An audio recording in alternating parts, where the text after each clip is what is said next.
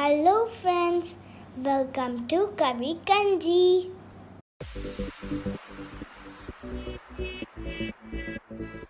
எல்லாருக்கும் பிடிச்ச ஒரு ஈவினிங் ஸ்நாக்ஸ் இல்லை இது டின்னர் கூட சாப்பிடலாம். முக்கியமாக குழந்தைங்களுக்கு ரொம்ப ரொம்ப பிடிச்ச சில்லி இட்லி தான்.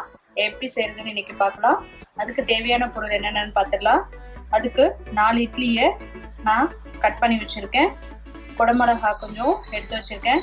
2 பச்சை மிளகா, டொமேட்டோ கெச்சப் 1 ஸ்பூனு, 1/2 ஸ்பூன் இஞ்சி பேஸ்ட் விழுது, 2 பெரிய சைஸ் வெங்காயத்தை பொடியை நறுக்கி வச்சுருக்கேன்.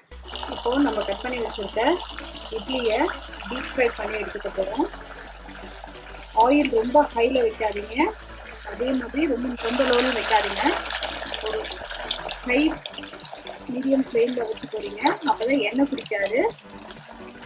சில்லி இட்லி செய்கிறதுக்கு பெஸ்ட்டு காலையில் செஞ்ச இட்லி மீந்த இட்லியை ஈவினிங் செஞ்சிங்கன்னா ரொம்ப நல்லாயிருக்கும். ஏன்னா ஃப்ரெஷ்ஷான இட்லி அப்படின்னும் போது கொஞ்சம் எண்ணெய் குடிக்கும்.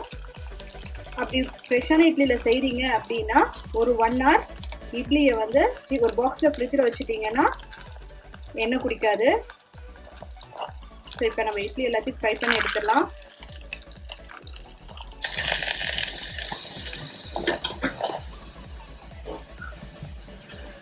ரெண்டு டீஸ்பூன் அளவுக்கு எண்ணெய் விட்டுக்கலாம். கொஞ்சம் கடுகு உளுத்த பருப்பு, 2 பச்சை மிளகா, நம்ம கட் பண்ணி வச்சிருக்க வெங்காயம் எல்லாத்தையும் சேர்த்து நல்லா வதக்கிடலாம்.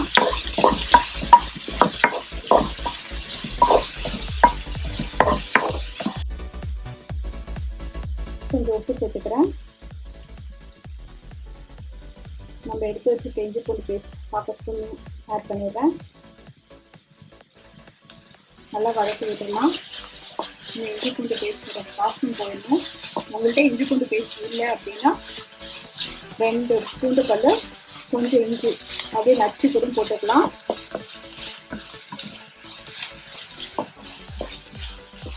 நல்லா வதக்கி விட்டுடலாம்.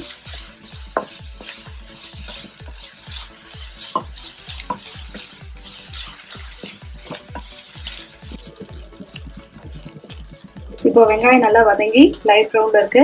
இந்த ஸ்டேஜில் நம்ம கட் பண்ணி வச்சிருக்க குடமிளகாய் ஆட் பண்ணிடலாம்.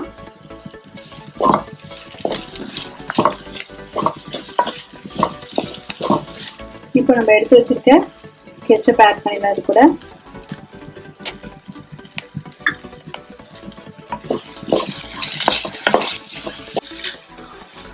இன்னும் கொஞ்சம் ஸ்பைசஸ் வேணும்னு நினைக்கிறவங்க சில்லி சாஸ் கூட ஆட் பண்ணிக்கலாம். இந்த ஸ்டேஜில்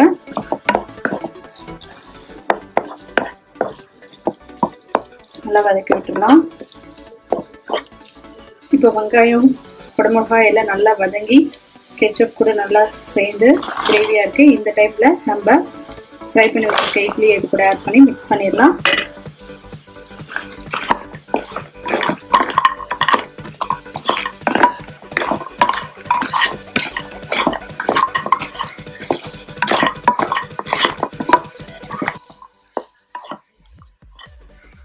இப்போ ஃப்ரை பண்ண இட்லியை மிக்ஸ் பண்ணியாச்சு நல்லா. இப்போ சூப்பரான சில்லி இட்லி சர்வ் பண்ணுறதுக்கு ரெடி.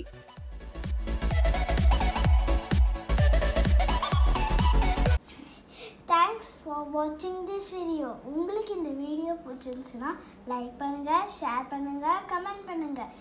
மறக்காமல் எங்கள் சேனலை சப்ஸ்கிரைப் பண்ணுங்கள். பக்கத்தில் இருக்கிற பெல் ஐக்கானையும் ப்ரெஸ் பண்ணுங்கள்.